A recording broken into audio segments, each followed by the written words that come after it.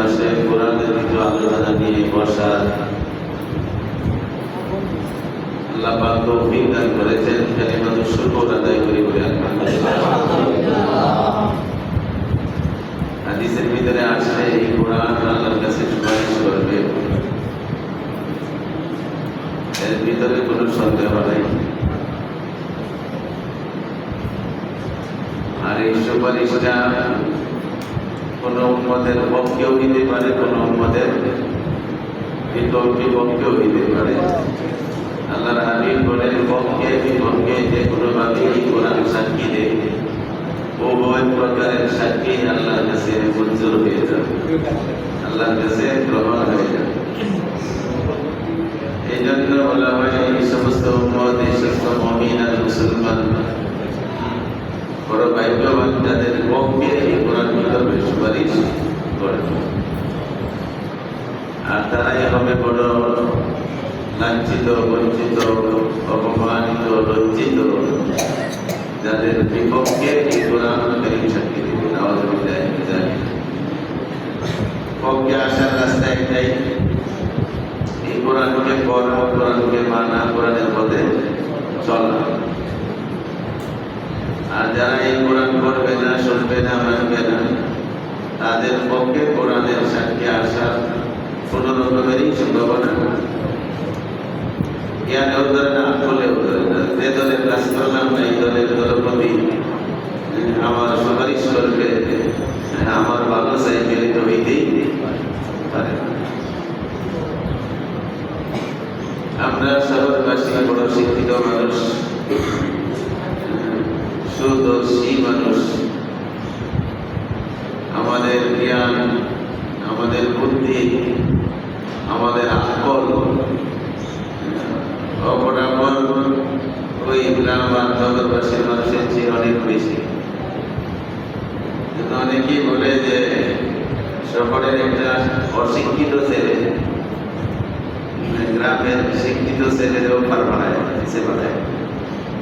সবারের সামাজিক চলাফেরা একটা আচার মান বলে এই সুশীল, রুচিশীল,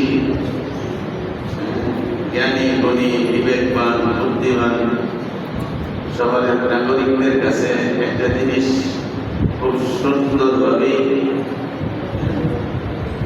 প্রকাশিত এবং প্রকাশ দিবাকরের ন্যায়, সন্ধ্যের আলোর ন্যায়, যে পৃথিবীতে একটা যুগ গেছে, বড় অন্ধকারের যুগ।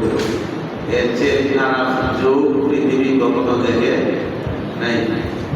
একটা যুগ এরকম পৃথিবী দেখছে, এই চন্দ্র সূর্য আসমান জমিন এমন একটা যুগ দেখছে, এমন একটা কাল দেখছে যে এই কালের চেয়ে, এই যুগের চেয়ে আর খারাপ যুগ কখনো ছিল না।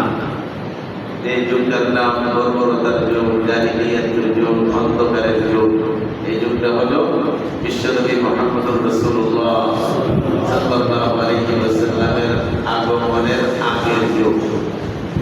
তো সন্দেহ আছে এর চেয়ে খারাপ পৃথিবী কখনো হয় না।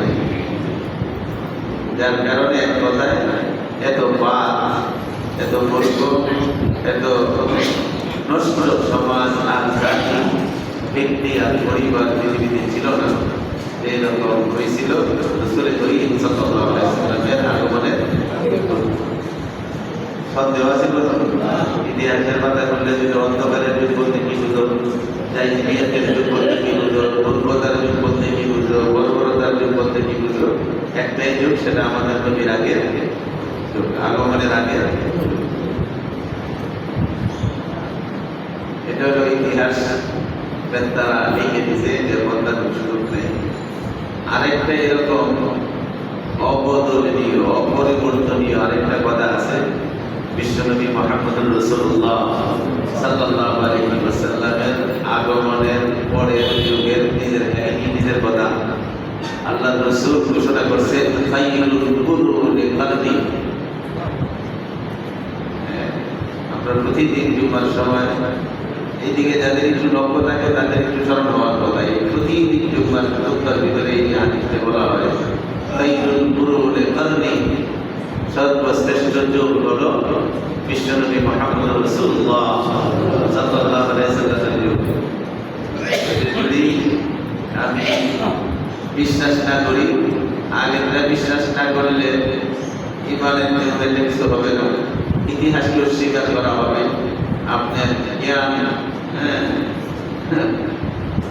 অপরিপক্ক অপরিপূর্ণ বোঝা যাবে যে আপনার এই বিশ্ব সম্পর্কে আপনার ধারণা নাই, ইতিহাস সম্পর্কে আপনার ধারণা নাই। কিন্তু শ্রেষ্ঠ যুগ হল মুহাম্মাদের যুগ, এই কথা বিশ্বাস না করলে জীবনটা নষ্ট হয়ে যাবে। রাসূল করিম সাল্লাল্লাহু আলাইহি ওয়াসাল্লামের হাদিস, খায়রুল কুরুনে কারণী, সবচেয়ে ভালো যুগ, সবচেয়ে শ্রেষ্ঠ যুগ, ভালো কাল, ভালো সময় আল্লাহর নবী বলছেন আমি মুহাম্মাদের সময়। এর চেয়ে ভালো যুগ পৃথিবীতে কোনোদিন ছিল না, আর কিয়ামত পর্যন্ত হওয়ার সম্ভাবনা নেই। এই দুইটা জিনিস যখন মানুষের কাছে পরিষ্কার, এইখানে বিবেকবাদদের কাছে একটা প্রশ্ন, এমন কি ক্যাপসুল, এমন কি ডোজ, এমন কি বড়ি, এমন কি রাস্তা, এমন কি আদর্শ আল্লাহর নবী দেখাইলেন, যার কারণে সবচেয়ে খারাপ যুগটা সবচেয়ে ভালো যুগে পরিবর্তন হয়ে গেছে। এর ভিতরে কোনো সন্দেহ নাই। এটা কি পরিবর্তনটা করছে? সেই সময়ের মানুষগুলো মূর্খ ছিল, আল্লাহ নবী এসে শিক্ষিত বানায় ফেলেছে। ওই সময়ের মানুষগুলা গরিব ছিল, পরে নবী এসে ধনী বানায় ফেলেছে। সেই সময়ের মানুষগুলা সব কালো বিশ্রী ছিল, এইগুলি আল্লাহ নবী এসে সুন্দর বানায় ফেলেছে। কি পরিবর্তন হচ্ছে?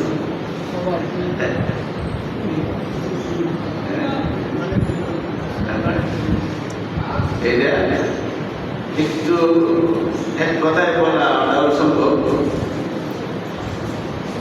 কোরআনের শিক্ষার সংমিশ্রণে তাদের ভিতরের ব্যবহারকে আল্লাহ নবী পরিবর্তন করে দিয়েছেন।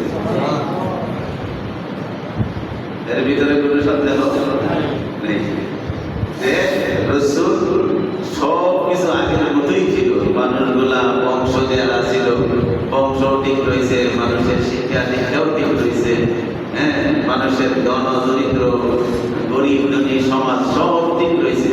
পরিবর্তন করছে তাদের ভিতরের আখলাক আর ব্যবহার, আর মাধ্যম বানাইছে আল্লাহ পাকের এই গ্রন্থ আল কোরআন।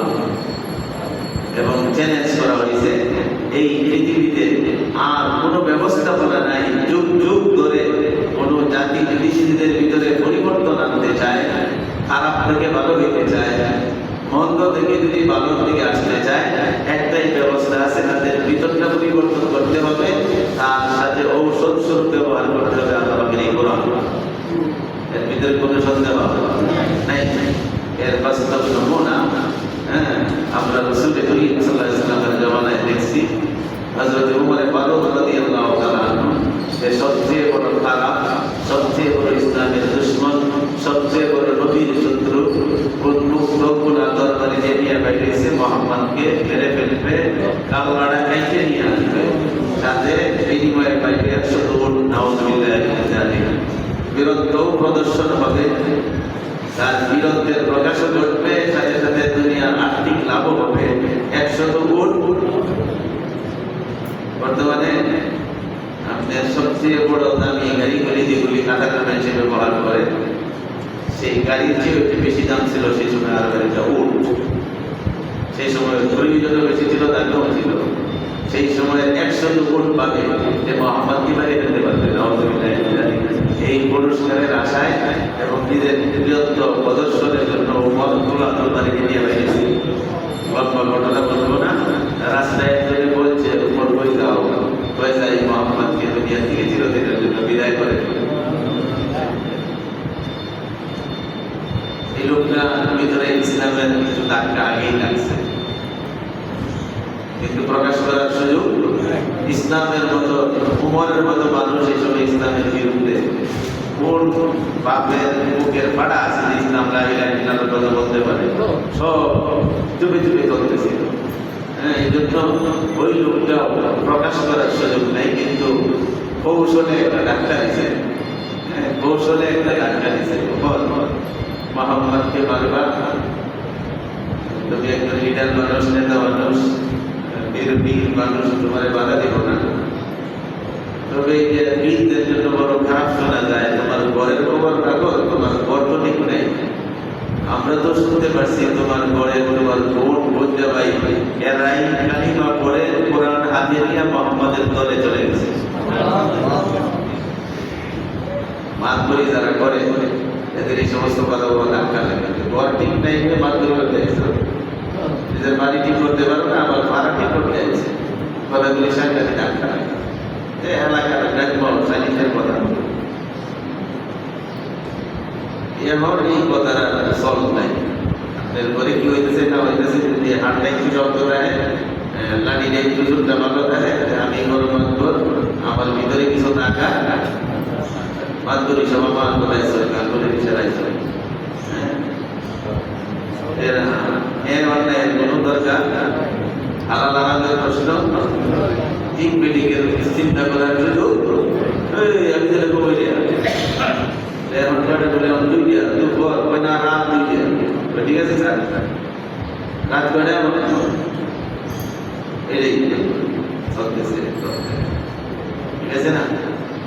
ওই সময় এই কথাগুলি বলো টাকা লাগবে, এবার করি করো গায়ের করো ঘরের খবর না হও, উমরের বড় টাকা খাইছে একটা মানুষ। রাস্তাটা পরিবর্তন করে বোনের বাড়ির দিকে, বইটা বাড়ির দিকে রওনা হয়েছে। লম্বা ঘটনা, আল্লাহ পাকের ইচ্ছা এই কোরআন পড়তেছিল তার বোন ফাতেমা আর তার বোন জামাই আবু সাঈদ রাদিয়াল্লাহু তাআলা। এই অবস্থায় উমর গিয়ে হাতে নাতে ধরে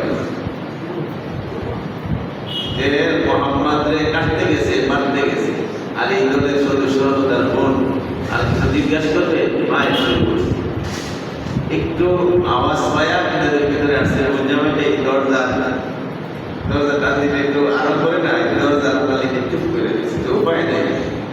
উমর সেই সময় আরবের শ্রেষ্ঠবিদদের একজন দরজার উপরে লেগেছে, বোনকে পায়া ইচ্ছা মনে ফিরাইছে। এক সময় বোন বসা ছিল, ও মাটিতে পড়ে গেছে প্রায় তারপরে শুনে পায়ের লাথি গোদা বেদা এরকম মারতে মারতে সে শুয়ে পড়ছে, বিভিন্ন জায়গা শরীর ফেটে গেছে, রক্ত বেরিয়ে গেছে। আস্তে আস্তে মহিলা মানুষ একটা পুরুষের মায়ের আরো সেই কিরের মায়ের, সে চিন্তা করতেছে আমার কাজটা সময় বাইরে গিয়ে যাবে, আর এই কথাটা তোমার থেকে লাভ কি, মনের কথাটা বইলে গেলে অনেক কষ্ট করে দিকে হাত ধরে উঠে বলতে ভাই একটা কথা শুরু হয়ে গেল, আমার কোনো আপত্তি নাই, তোমার একটা শেষ কথা জানিয়ে দিতে চাই। এক সময় মারতে মারতে দেখবে যে আমার এই শরীরের রক্তের সাথে আমার ভিতরের জানটাও বাইর হয়ে গেছে, এরপরেও আমার হাতের যে কোরআন, এই কোরআন ছাড়বো না, এই কোরআনের নবী মুহাম্মদের দিন ছাড়বো না।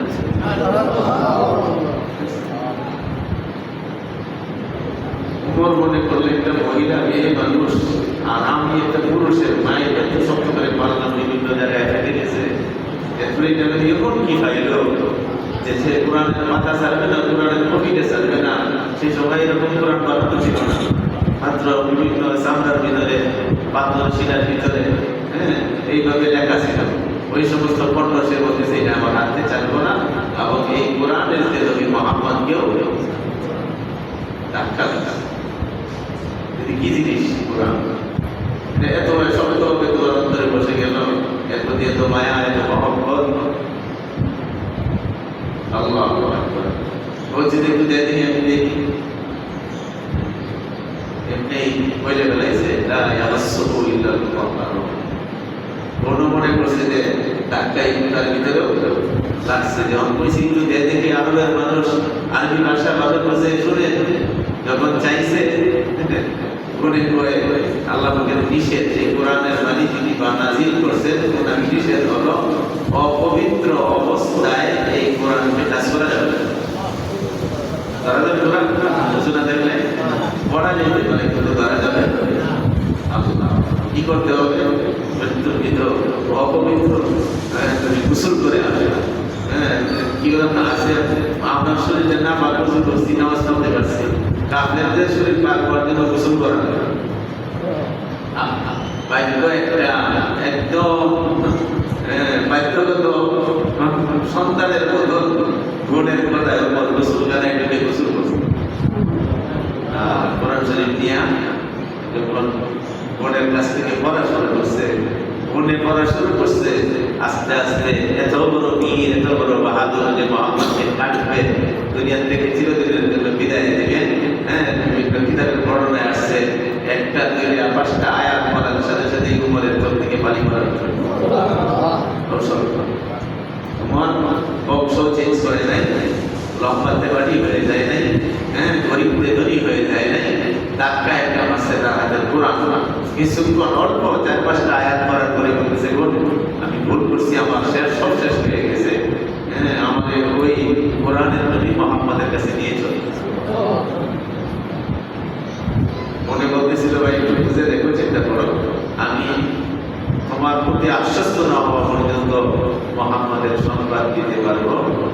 আমার বিশ্বাসটা 100 হইতে হবে সত্যিকারে তুমি কোরআন এবং ইসলামকে গ্রহণ করবে কিনা। সে ক্ষমা চাইছে, ভুল স্বীকার করছে যে আমি অন্তর থেকে আরবের মানুষ, এমন আমরা মুসলমান, এগুলি কাফের থাকা অবস্থায় হবে। কাফেরদের আরবদের একটা সামাজিক ক্যাটাগরি আছে, এরা ওই কাফের অবস্থায় চিন্তা করতে বলছে যত লস লাভ লাভ, আমার অপমান কিন্তু কইছি আমি স্বীকার করতে মিথ্যা বলার দাস এই বেঈমান কাফেরদের ভিতরেও ছিল না। বর্তমানে সমাজ, ব্যক্তি, পরিবার নষ্ট হয়ে গেছে মিথ্যার কবলে পড়ে, আর মোবাইলে এসে আরো সর্বনাশ করে মিশা কথা কি পরিমাণ দেখবো মোবাইল হয়ে আনে। আল্লাহ এই বলতেছে ওটা আমাদের বিশ্বাস কর, আমি অন্তর থেকে বলতেছি আমি মুসলমান হয়ে যাবো, ইসলাম রওনা হয়ে গেছে। দরবারিতে আছে আল্লাহ দারুল আরকামের ভিতরে, কিতাবের ভিতরে আছে আল্লাহ রাসূল সাহাবায়ে কেরামকে নিয়ে গোপনে ইসলামের তালিম করতেছিলেন। এইখানে দরজায় নক করার পরে যখন ঘড়ি খুলে দিছে, খুলে দেওয়ার পরে যে কয়জন মানুষ অল্প পড়াশোনা একটা মানুষ অন্তরটা কাঁপতে উঠছে, তারা তো জানে যে উমর ভাই হয়েছে মুহাম্মদকে দুনিয়া থেকে শেষ করা। ওরা তো যে কয়জনই আছে কেডা কি ইমানদারের কাছে এগুলি কোনো বড় নাই, তারা রাসূলের কাছে অনুমতি চাচ্ছিল যে ওমরকে এখানে আসার আগে অনুমতি দেন, দরজা থেকে বিদায় করে দিল, পারমিশন দিয়ে দিয়েছে আল্লাহ রাসূল। আল্লাহ ওমরের হাত দিকে তাকাইছে, তাকায় বলতেছে সাহাবারা বসো, আজকের উমর আগের উমর নাই, আজকের উমর আগের উপর নাই, উপরের চেহারা আগের চেহারা নাই, উপরের মন উপরের দিন আগের দিন। কি বলতেছে, ও তো আপনাকে শেষ করার জন্য পাইতেছে বলে যাই বলো, আমার মন বলতেছে উপর আর আগের উপর পরিবর্তন হয়ে গেছে। কি পরিবর্তন হইল? বংশ, শিক্ষা, দীক্ষা, হ্যাঁ, চামড়া, ওষা, লম্বা, কালো, কিচ্ছু পরিবর্তন হয় নাই। মনটা পরিবর্তন হয়ে গেছে। মনটা ছিল কুফরের অন্ধকারে আচ্ছন্ন, কোরআনের একটু সংস্পর্শে আসার কারণে আসমানি ঐশী আলোর দ্বারা তার অন্তরটাকে প্রকাশিত করে দিয়েছে, আলোকিত করে দিয়েছে। রাসূল বলতেছেন আজকের উপর আগের উপর চেঞ্জ হয়ে গেছে, পরিবর্তন হয়ে গেছে। আল্লাহ ওমরও রাসূলের এই কথাগুলো শুনতেছিলেন, বিশ্বাসটা আরো জোরদার করার জন্য, সাহাবাদেরকে শান্ত করার জন্য ওই জায়গায় পায়ের কাছে দরবারে রেখে দিয়েছি। মাটিতে রেখে হাতটা অপরাধীর মতো দুইটা হাত একসাথে জুরু করে ওই দরজা থেকে মাফ চাওয়া শুরু করেছে, ক্ষমা চাওয়া শুরু করেছে। আমাকে মাফ করে, আপনার পায়ের কাছে আমাকে একটু জায়গা দেন, আপনার পায়ের ধরে আমাকে একটু। রাসূল উঠছেন, সাহাবায়ে কেরাম উঠছেন, ওমর আগাইতেছেন আর রাসূল আগাইতেছেন। একসময় দুজনের হাত মিলান করে মুখ থেকে উচ্চারণ করছে লা ইলাহা ইল্লাল্লাহ মুহাম্মাদুর রাসূলুল্লাহ ওয়া আশহাদু আন লা ইলাহা ইল্লাল্লাহ ওয়াহদাহু লা শারীকা লাহু ওয়া আশহাদু আন্না মুহাম্মাদান আবদুহু ওয়া রাসূলুহু। মুসলমান বলতেছিলাম যে সবচেয়ে খারাপ যুগটা, সবচেয়ে ভালো যুগে আল্লাহর নবীর ভাষায় আসলো খায়রুল কুরুন, এখানে নেই সুম্মাল্লাযীনা ইয়ালুনহুম সুম্মাল্লাযীনা ইয়ালুনহুম। উন্নত দাবি করো, তথ্য প্রযুক্তির আর শ্রেষ্ঠ যুগের দাবি করো, আল্লাহ রাসূল তিনটা যুগ নিজের সাহাবাদের সাথে মিলায় শ্রেষ্ঠ যুগ আমার যুগ, সেকেন্ড ক্লাসটা আমার সাহাবাদের যুগ, আর তার ক্লাসের ভালো যুগটা পাইছে সাহাবাদেরকে যারা ইমানের সাথে দেখে তাদের মনে চলছে। এই যুগের চেয়ে আর কোনো ভালো যুগ হইতে ভালোই আছে। আল্লাহ এই যুগটার পরিবর্তনটা মূল সার কথাটা হলো রসুল কি পরিবর্তন করলেন? রসুল পরিবর্তন করছিল তাদের দিন, তাদের মত, তাদের ব্যবহার, আর ঔষধ হিসাবে ব্যবহার করছেন আল্লাহ পাকের এই কোরআন। এই দুই জিনিসের সমন্বয়ে এই মানুষগুলোর ভিতরে এমন পরিবর্তন আসছে, যারা ছিল সবচেয়ে খারাপ তারা হয়ে গেছে সবচেয়ে ভালো। যারা ছিল আল্লাহর কোরআনের ভাষায়, যে মানুষগুলি ছিল জাহান্নামের কিরানে এক পাও জাহান্নামের ভিতরে চলে যাওয়া, ওই মানুষগুলি এই জাহান্নামের ভিতর থেকে পাওয়াটা টানতে বাইর করিয়া সম্পূর্ণভাবে দুনিয়ায় থাকতে জান্নাতের টিকিট পেয়ে গেছে। এত বড় বিপ্লব, এত বড় পরিবর্তন, কারণ একটাই, যে সেই কারণটা ছিল রাসূল করিম সাল্লাল্লাহু আলাইহি সাল্লামের শিক্ষা দেওয়া ব্যবহার, আর ছিল মেডিসিন হিসাবে, গাইড বুক হিসাবে, সাজেশন হিসাবে, সিলেবাস হিসাবে ব্যবহার করছে আল্লাহ পাকের এই ঐশী গ্রন্থ আল কোরআনুল কারীম। বিকল্প আর কিছুই ছিল না। আল্লাহু আকবার। কেমন ভাবে এই কোরআন অ্যাকশন করছে, কোরআনটা কিভাবে তাদের ভিতরে অ্যাকশন করছে, পরিবর্তনটা করছে। আল্লাহু আকবার। আমরা এখন 1500 বছর পরে আইসা রাসূলের উম্মত হয়েও বুঝি নাই যে কোরআনের শিক্ষা, কোরআনের সাথে ব্যবহার, কোরআনের সাথে মহব্বত, কোরআনের সাথে ভালোবাসাই পারে একটা জাতিকে পরিবর্তন করতে, একটা ব্যক্তিকে পরিবর্তন করতে, একটা পরিবারকে পরিবর্তন করতে। এই বিশ্বাস কাফেররা ভিতরে যেমন ঢুকছিল, আমরা মুসলমান হয়েও সেই বিশ্বাসটা করতে পারি না। যার কারণে অনেক ডিগ্রি আমার ছেলে মেয়েদেরকে, নারীদেরকে, মেয়েদেরকে অনেক ডিগ্রিতে ডিগ্রিদারি বানাইতে পারি, কিন্তু অনেক ডিগ্রি প্রাপ্ত ছেলে মেয়েরা ভালো করে সূরা ফাতিহা পড়তে জানে না। আছে না নাই? মুসলমানের সন্তান সূরা ফাতিহা পড়তে জানে না, কয়েকটা নামাজ জানে না, কয়েক রাকাত নামাজ ফরজ জানে না। সূরা ফাতিহার সাথে একটা ফরজ সূরা পড়তে হবে, না বললে নামাজ না হবে না। এতটুকু পর্যন্ত কোরআনের শিক্ষা তার ভিতরে নাই। যদি বুঝতে পারতো যে একটা জিনিসই পারে মানুষকে তার অস্তিত্বের উপরে, তার আসলের উপরে, তার বলির উপরে টিকিয়ে রাখতে, তাহলে কোরআনের শিক্ষা, কোরআনের মহব্বত, কোরআনের ভালোবাসা, কোরআন ওয়ালাদের ভালোবাসা যতটুকু বুঝছিল কাফেররা। আকর্ষণ দেখছে, ইতিহাস অনেকদিন অনেক জায়গায় শুনছেন, যেই দেখছে যে কোরআন একটু যারা শুনে, কোরআনের কাছে একটু যারা হয়, এইগুলি কেমন যেন পরিবর্তন হয়ে যায়, যেভাবে পরিবর্তন হয়ে গেছে উপর। এই যখন ধাক্কা আসছে, কাফেররা কইছে যে মুহাম্মাদের এই দরবারে যাওয়া যাবে না, কোরআন শরীফ আর শোনা যাবে। এরা মিটিং করছে, শক্তভাবে মিটিং করছে, যে গেলেই পরে কি যেন জাদুর মতো অ্যাকশন হয়ে যায়। মানুষগুলা কালিমা পড়তে থাকে, মানুষগুলা মুহাম্মাদের কথা বলতে থাকে, আকাশের কথা, পরকালের কথা, আখিরাতের কথা বলতে থাকে। অতএব সিদ্ধান্ত নেও এই কোরআন শোনা যাবে না। কি করবা? বলে কোরআন তো শুনবাই না, বরং যত জায়গায় কোরআন শোনানোর, কোরআন শেখানোর ব্যবস্থা করা হয়, এই জায়গার মধ্যে ভেজাল লাগাইবা। মুসলমানরা যেখানে বসে কোরআনের তাফসীর করবে, কোরআন রসুল পড়বে, সাহাবারা শিখবে, এখানে যে কোনো একটাতে ভেজাল লাগাই দিবে, যাতে এই মাহফিলটা হইতে না পারে, এই সভাটা হইতে না পারে, এই তালিমের জলসাটা হইতে না পারে, এই কাজগুলি করবে। সিদ্ধান্ত নেওয়ার পরে সিরের ভিতরে আসে আবু জেহেল যেদিন সিদ্ধান্ত নিছে, এই দিনের রাত্রে বিছনায় শুইছে, কিন্তু মোবাইলে না। এই যে কোরআনের একটা ধাক্কা এর ভিতরেও লাগছে। কোরআন শুনলে যেন খালি ভালোই লাগতে থাকে। তারাও আরবি মানুষ, কত আরবি কসিদা শুনে, গান শুনে, কবিতা শুনে, কিন্তু কোরআনের মতো এত মজা আর কোথাও পায় না। ও শুয়ে ভালো লাগতেছে না, পরে চিন্তা করতেছে আজকে আমি মিটার মানুষ, এই আইনটা পাশ করলাম, কেউ যাইতে পারবো না, কোরআন শুনতে পারবো না, কি করি? দেখি ঘুমাই যাবো না, কিন্তু আল্লাহ পাকের ফায়সালা, ও আর বিছানায় শুয়ে ভালো লাগতেছে না। লাস্টে চিন্তা করছে, আর যদি নিষেধ করছি যেভাবে কঠিন করে নিয়ম করে দিতে, কঠিন অপরাধ, কঠিন শাস্তি হবে কেউ যদি মুহাম্মাদের কোরআন শোনার আশপাশে, মসজিদের আশেপাশে, সবার মাহফিলের আশেপাশে দেখা যায়, যেহেতু কঠিনভাবে আইন করছি, আজকে মনে হয় কেউ তাফসীরের ভিতরে কথা আল্লাহ আকবার।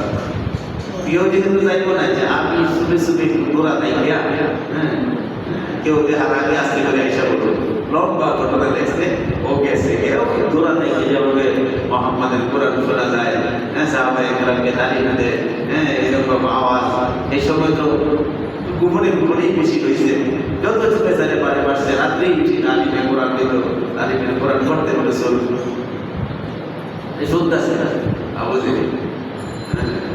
শোনার পরে চিন্তা করছে আরবের মানুষ খুব ঘুরে ঘুরে উঠে নামাজ পড়ো আর না পড়ো, মুসলমানও আর কাফের এইগুলার আগে ওনার অভ্যাস, কারণ ওনারা অনেক কাজই শেষ রাত্রে এবং প্রথম রাত্রে গভীর রাত পর্যন্ত কাজ করো, দিনে এই আলোতে এই রুদ্রে বাইরে হওয়াটা আমাদের খুব কঠিন। হ্যাঁ, এই কারণে মানুষ সকালে সকালে ওঠাউঠি হবে, মুসলমানরাও আজান শুনবে, নামাজ আইতে থাকবে, এই জন্য একটু আগেই সে বাড়ির থেকে যখন রওনা দিছে তাফসীরের ভিতরে লেখছে 3 রাস্তা বা 4 রাস্তার মুখ ক্রস করে যখন বাড়িতে ঢুকবে এই জায়গায় এসে আরো তাদের দলপতি কয়েক বড় বড় লিডার কি ঘটনা,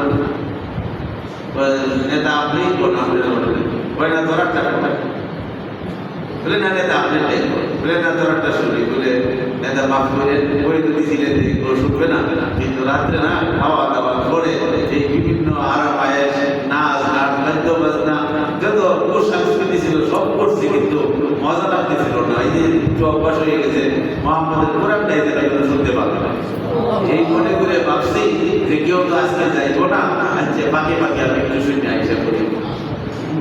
তুই কয় আমার কি অবস্থা, যদি জনে কয় কোয়ার পরে লিডারে কয় তোর মনে কিছু দিস না, তোর আর যে মনের অবস্থা আমি ঝামেলা দিয়ে কি অবস্থা, আমিও তো ভালো লাগতেছিল না রে, এইগুলি করা যাবে না, দেখ আমি শক্ত করে নিয়ম করতে হবে, শক্ত করে নিয়ম করতে হবে। তারা জানতো যে কোরআন শরীফ পড়া, কোরআন শরীফ শোনা, কোরআনের কাছে দিয়ে যাওয়া, এটা দায়িত্ব মুসলমান হয়ে যাবে এবং দায়িত্ব ইসলামের দরবারি হয়ে যাবে। এই মানুষকে কেউ বিভ্রান্ত করতে পারবে না, প্রদুষ্ট করতে পারবে না। তার কঠিনভাবে সিদ্ধান্ত হয়েছে। সেই সিদ্ধান্তটার আয়াতটা সূরা আমিন সাজদা 24 পারা 26 নম্বর আয়াতটা আজকে আমি এখানে তেলাওয়াত করছি। তারা যে পরামর্শটা, তাদের যে সিদ্ধান্তটা, সেই সিদ্ধান্তটা আল্লাহ পাক আল্লাহর নবীকে জানাইছে, ওয়াকাল আল্লাযীনা কাফারু লা তাসমাউ লিহাযাল কুরআন। কাফের যারা ছিল তারা বলাবলি করলো, তারা সিদ্ধান্ত নিল লা তাসমাউ লিহাযাল কুরআন, শুনিও না শুনিও না, শোনা যাবে না, কাছে যাওয়া যাবে না। কোরআনের যেখানে আলোচনা হয়, কোরআন যেখানে শোনানো হয়, কোরআন যেখানে শেখানো হয়, তার কাছেও যাওয়া যাবে না। কোরআনের আওয়াজ যদি কানের ভিতরে ঢুকতে না পারে সেই ব্যবস্থা নিতে হবে। লা তাসমাউ লিহাযাল কুরআন, এই কোরআনকে তোমরা শুনিও না। কি করবা? ওয়াল্লাহু ফীহি, যেখানে কোরআন শিক্ষার মাদ্রাসা হয়, কোরআন শিক্ষার তাফসীর হয়, কোরআন শিক্ষার মাহফিল হয়, এইগুলি হইতে দিবা না। যদি শুরু করে দেবে না পায়া দিবা, দুনিয়াতে নাই বলে হ্যাঁ আছে না? কিছুদিন আগে কথা তো ভালোই জানেন, মাহফিল করলে দেখি বর্তমানে কিছু তারা আছে বড় বক্তা যে বেড়াই হোক, এলাকার নেতা নেতারা নাম যদি বিজ্ঞাপনে পোস্টারে ব্যানারের ভিতরে না হয়, সব ওই দিন এরা নাম উঠে দেখা গেল আছে না? ব্যবস্থাপনা একেই দাঁড়ায়, একেই কাজ করা। এই আয়াতটা মনে রাখবে, বাসায় গিয়ে পড়বে। 24 পারা আমিন সাজদার 26 নম্বর আয়াতটা কাফেরদের সবচেয়ে বড় মূলনীতি ছিল ইসলামকে আটকানো, মুসলমানদেরকে ধ্বংস করা, মুসলমানদের শক্তি কমানো, মুসলমানদেরকে জাহান্নামে বানানো। সবচেয়ে কড়া সিদ্ধান্তটা ছিল কোরআন থেকে তাদেরকে বিচ্ছিন্ন করো, কোরআন থেকে তাদেরকে আলাদা করো, কোরআন থেকে তাদেরকে বিমুখ বানাইয়া দাও। এটি ছিল সেই আবু জেহেলের চক্রান্ত, আবু জেহেলের সাংবাদিক সংগঠনের মূল নীতি যে কোরআন শোনা যাবে না। কোরআন যেখানে শোনাইতে চায় মুসলমানরা, এখানে বেদাত লাগাই দেবা। এই ধারাবাহিকতা কিয়ামত পর্যন্ত চলবে। বর্তমানে নাই, হ্যাঁ বর্তমানে নাই। ঠিক আবু জেহেলের ছেলেরা এখানে আছে। আজকের আলোচনার মূল মাকসাদ হলো, আমি যদি আমার পরিবারকে, আমি ব্যক্তিকে সঠিক পথে পরিচালনা করতে চাই, এই কোরআনকে মুহূর্তের জন্য সারা যাবে না।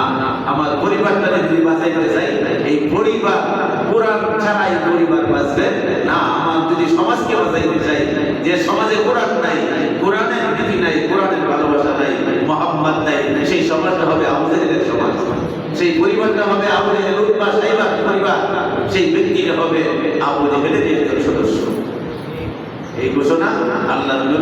আল্লাহ পাক নিজেই দিয়ে গেছেন।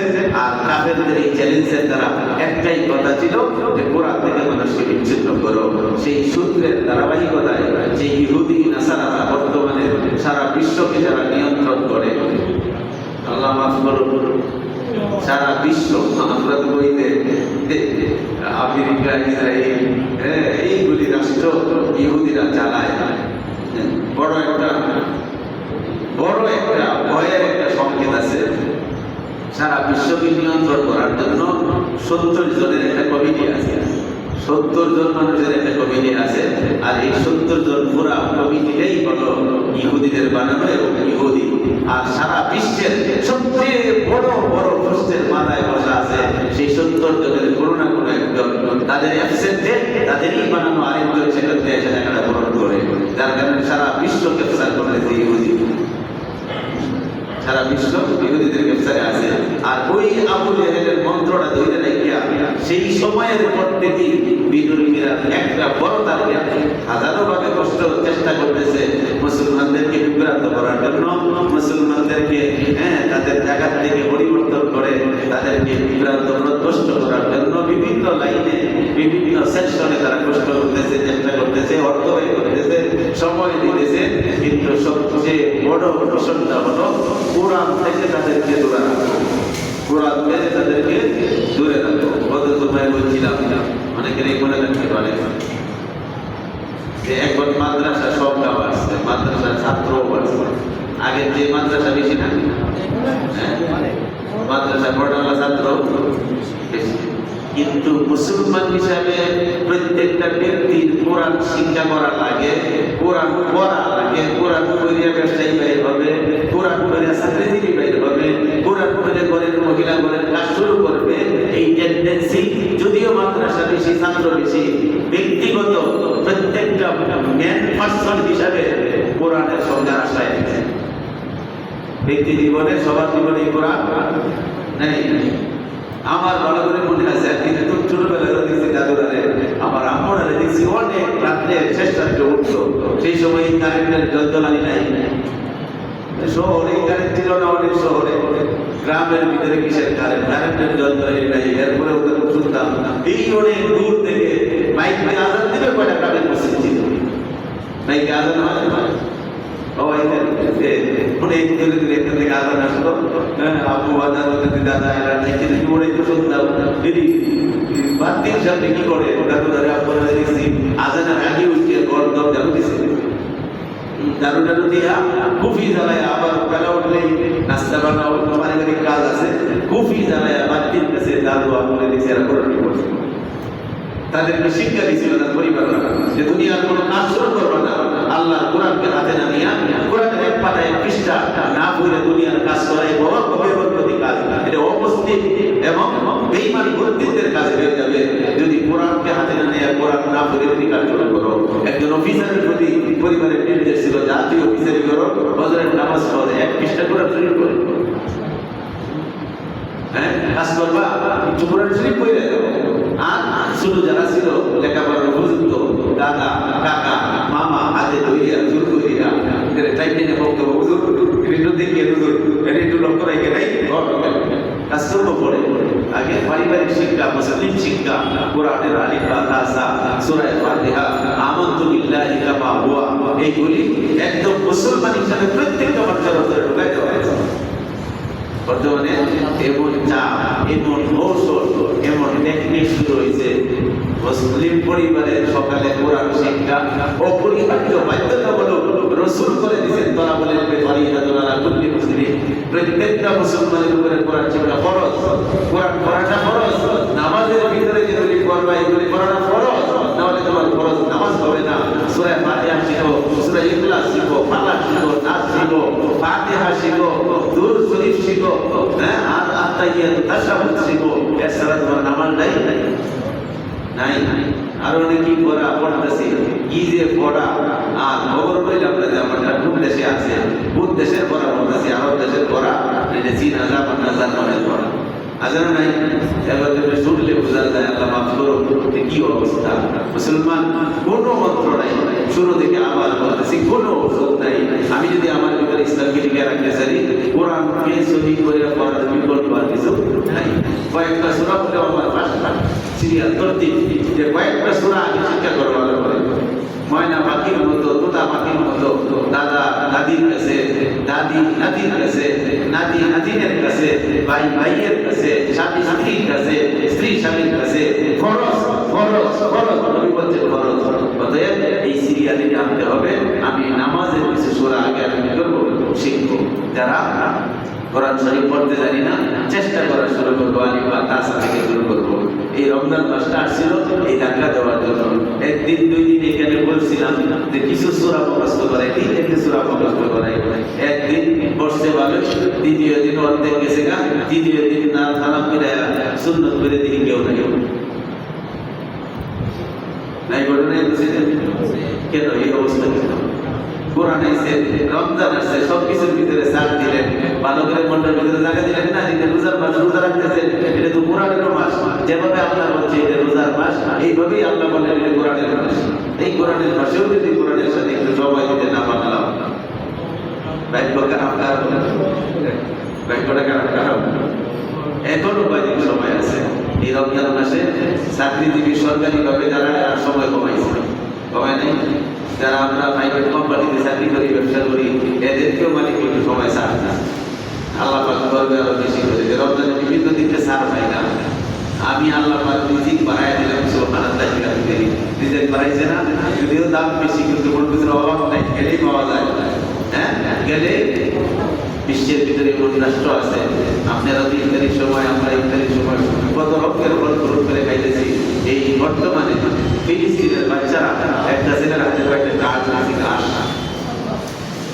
ঘাস ছবির মধ্যে আসছে, ঘাস সবাই চলে যাবে। আল্লাহ কিছু গরুর খাবার, এক মহিলা কিছু গরুর খাবার কুচি কুচি করে পানিতে চাপ দিচ্ছে। শাক বানাইলে সবার হয়তো যে কয়জন আছে কতটুকু, তারা সবার হাতে অল্প করে শাক এই পানি ঢেলে যাতে পানিটা বন্ধ করে গেছে। গরুর খাবার আল্লাহ আল্লাহ রিজিকে বাড়াই করে খাইতেছি, মজা করে। আর এই কোরআনের মাসে কোরআনটা রাখলাম না, পড়াটা নিজে একটু নিজের স্ত্রীদের সুযোগ দিতে পারি না, সাংসারিক কাজ একটু কমাই দিতে পারি। সারা বছর তো হয়ই না, রমজানেও যদি পড়া না হয় বলে আমরা তো ওই কাফেরদেরকে, আবু জাহিলদের যে থিওরি ছিল, নিয়ম ছিল, সংবিধান ছিল, তাদের ভেতরেই ঢুকে গেলাম। তাই কোরআনের কাছে যাইও না, কোরআন হাতে নিও না, কোরআন হইল না, কোরআন শিখো যে তাদের দুঃসররা আবু জাহিলদের ছেলেমেয়েরা এই লাইনে যারা আছে, আমরা তাদের যদিও প্রকাশ করি নাই, মানে অপ্রকাশ্য আমরা তাদের দলেরই নাম লেখাইয়া দিলাম। কোরআন থেকে নিজেদেরকে সরাই আছে। এই জন্য আমরা ওয়াদা করব যে নিজেরা সকলেই ইনশাআল্লাহ কোরআনকে ভালো করে শিখবো। হ্যাঁ, কয়েকটা সূরা ভালো করে শিখবো, এবং যারা কোরআন শরীফ পড়তে পারি অল্প হলেও পড়বো। এবং আমার অধীনস্থ আমার ছেলেমেয়েরা, আত্মীয় স্বজনরা যতটুকু আমার সামর্থ্য, এমন ভাবে তাদের হাতে পায়ে ধরবো, যত লাইনে, যত ভাবে, যত ডিগ্রি তারা অর্জন করুক না কেন, সবাই যেন কোরআন শরীফকে সেইভাবে পড়তে পারে। কয়েকটা সূরা যেন শুদ্ধ করে পড়ে নামাজটা পড়তে পারে। এর ছাড়া পৃথিবীর কোন শক্তি, কোন তত্ত্ব, প্রযুক্তি, বৈজ্ঞানিক যুগে আমার অস্তিত্ব, আমার মুসলমানের স্বকীয়তা, নিজস্বতা, আমাদের সংস্কৃতি, আমাদের সার্বভৌমত্ব ধরে রাখার কোনো সুযোগ নাই। একটাই ঔষধ, একটাই মেডিসিন, তার নাম কোরআন কারীম। যার ঘোষণা দিলেন মুহাম্মদুর রাসূলুল্লাহ, যার বিরোধিতা করার জন্য ঘোষণা দিয়েছিল আবু জাহেল। অতএব আবু জাহেলের চ্যালেঞ্জের সামনে রাখিয়া যতদিন যুগ যুগ ধরে মানুষ তার বিরোধিতা করবে, কোরআনকে যত বেশি শব্দ করে ধরবে, ততদিন মুসলমানের অস্তিত্ব ঠিক থাকবে। আল্লাহ পাক বুঝার মানার আমল করার তৌফিক দান করুন সকলে বলি আমিন। রমজানের মাস দীর্ঘ সময় বসে আছেন, সকলের কাছে কৃতজ্ঞ। আল্লাহ পাক কোরআনের এই আলো, কোরআনের এই বুঝ, কোরআনের এই সবক, কোরআনের এই হাদিয়া আমাদের সকলের হাতে দিলে মনে গ্রহণ করার তৌফিক দান করুন। আল্লাহুম্মা সাল্লি আলা ذا الجلال والإكرام أصلح لنا شأننا كله اللهم وفقنا لما تحب وترضى ربنا تقبل منا صيامنا وصلاتنا وتلاوتنا وعملنا كلها بحرمة سيد الأبرار رب العالمين أي الله তোমার পবিত্র কালাম মাহে রমজানে নাযিল করেছিলেন বড় আশা ভরসা নিয়ে আজকে তোমার কোরআনের প্রতি মানুষের মন আকৃষ্ট করার জন্য কোরআনের বুঝ ভিতরে আনার জন্য যে আয়াতখানা আমরা তেলাওয়াত করেছি ওগুলোকে তুমি মাফ করে দাও আল্লাহ কোরআনের মহব্বত আমাদের অন্তরে দান করো কোরআনই যে একমাত্র অন্ধকার থেকে মানুষকে আলোর দিকে আনতে পারে কোরআনই যে একমাত্র অশান্তি থেকে শান্তির দিকে আনতে পারে কোরআনই যে একমাত্র অকল্যাণ থেকে কল্যাণের দিকে আনতে পারে সেই বুঝ আমাদের সকলের অন্তরে দান করো আল্লাহ মুসলমানের কোরআন ছাড়া গতি নাই মুসলমানের সন্তানের কোরআন ছাড়া উপায় নাই তাদের মুসলমানের অস্তিত্ব থাকবে না সেই বুঝ আমাদের অন্তরে নসিব করো আল্লাহ তুমি তো কোরআনে বলছো আমি ঔষধ বানাইছি কোরআনকে আল্লাহ এই কোরআনের ডোজ এই কোরআনের ঔষধ আমরা মুসলমান প্রত্যেকটা দিনের ভিতরে তুমি দান করো প্রত্যেককে সেই ঔষধ সেবন করার তৌফিক দাও প্রত্যেককে সেই ঔষধ গ্রহণ করার খাওয়ার তৌফিক দান করো ওয়ানাজিলু মিনাল কোরআনি মা হুয়া শিফা তুমি বলছো কোরআন নাযিল করছি যে ঔষধ এটা সেবা এটা রোগ মুক্তি আল্লাহ আমরা প্রত্যেকটা মানুষ রোগী এই কোরআনের ঔষধের দ্বারা আমাদের রোগ তুমি মুক্ত করে দাও আল্লাহ মুসলমান সন্তানকে রোগ মুক্ত করো কোরআনের ঔষধের দ্বারা মুসলমানের সমাজকে রোগ মুক্ত করো মুসলমানের দেশ আর জাতিকে রোগ মুক্ত করো আল্লাহ মাহে রমজানের মাগফিরাত আমাদের সকলকে নসিব করো সারা বিশ্বের উম্মতে মুসলিমানকে নসিব করো রব্বুল আলামিন রমজান পায় যদি কমানা পাই আমাদের মতো হতভাগা কেউ হবে না মেহরবানি করে আমাদেরকে মাফ করে দাও আমাদের ছেলে মেয়েদেরকে মাফ করো আমাদের স্ত্রীদেরকে মাফ করো সমাজের যুবক যুবতীদেরকে মাফ করো নারী পুরুষ সকলকে মাফ করে দাও রব্বুল আলামিন বাকি রোজা নামাজ তোমার সন্তুষ্টির সাথে আদায়ের তৌফিক দান করো আয় আল্লাহ আমাদের প্রত্যেকটা মুসলমানের অন্তরে কোরআন দান করো আল্লাহ কোরআন শিক্ষা তোমার নবী ফরজ করে দিয়েছে সেই ফরজের জিম্মাদারি আদায়ের তৌফিক দান করো আল্লাহ যে যেভাবেই চলি না কেন যে আইনেই চলি না কেন মুসলমান হিসাবে কোরআন পড়তে হবে কোরআন মহব্বত করতে হবে কোরআন শিখতে হবে এই বুঝ আমাদের সকলের অন্তরে দান করো আল্লাহ এই প্রতিজ্ঞা যেন আমরা করতে পারি তৌফিক দান করো আজকে যারা প্রতিজ্ঞা করছে তাদের প্রতিজ্ঞাগুলি তুমি কবুল করো তাদের প্রতিজ্ঞাগুলি তুমি কবুল করো আল্লাহ যুগ যুগ ধরে যতদিন এই দুনিয়া চলবে মুসলমানের প্রত্যেকটা সন্তানের অন্তরে যেন কোরআন দেখে কোরআন শিখে কোরআন মানে কোরআন মহব্বত করে সেই রকম দিন আর মন তাদেরকে নসিব করো আমাদের হাদিয়া সোনার মদিনায় পৌঁছিয়ে দাও আমাদের সকল মুর্দাদের কবরে পৌঁছিয়ে দাও আল্লাহ বিশেষ করে গতকালকে আমাদের জানাজা হচ্ছে মরহুম সুমন মিয়ার কবরে হাদিয়া পৌঁছিয়ে দাও মসজিদ কমিটির সকল মুরব্বী যারা চলে গেছে নারী পুরুষ সকলের কবরে পৌঁছিয়ে দাও যারা বেঁচে আছে তাদের হায়াতের ভিতরে বরকত দান করো আমাদের সকলের হায়াতের ভিতরে বরকত দান করো রব্বুল আলামিন ছেলে মেয়েরা যারা লেখাপড়া করে এই মেধাবুদ্ধি বাড়ায়া দাও আল্লাহ এই মেধাবুদ্ধি বাড়ায়া দাও তাদের স্বভাব চরিত্র সুন্দর বানায়া দাও কোরআনের স্বভাব দান করো কোরআনের চরিত্র দান করো রব্বির হামহুমা কামা রাব্বায়ানি সগীরা রব্বির হামহুমা কামা রাব্বায়ানি সগীরা আল্লাহ রোজাদারের হাত নাকি খালি আসে না আল্লাহ রোজাদারের দোয়া নাকি ফিরে আসে না ও বাবা তুমি তাকায় দেখো রব্বুল দৃষ্টিতে তাকাও অনেক যুবকরা রোজা রাখছে অনেক হাজিগণ রোজা রাখছে আল্লাহ যে কোনো একটা হাতকে উসিলা করে যে কোনো একটা রোজাদারের মুখকে উসিলা করে আজকে আমাদের এই দোয়াগুলি কবুল করে নাও ও মালিক রোজার দাও যদি কবুল না হয় রমজান ছাড়া তো আশাই করতে পারি না বাবা আল্লাহ তুমি মেহেরবানি করে রমজানের কাটিয়ে দোয়াগুলি কবুল করো رب ارحمهما كما ربياني صغيرا رب ارحمهما كما ربياني صغيرا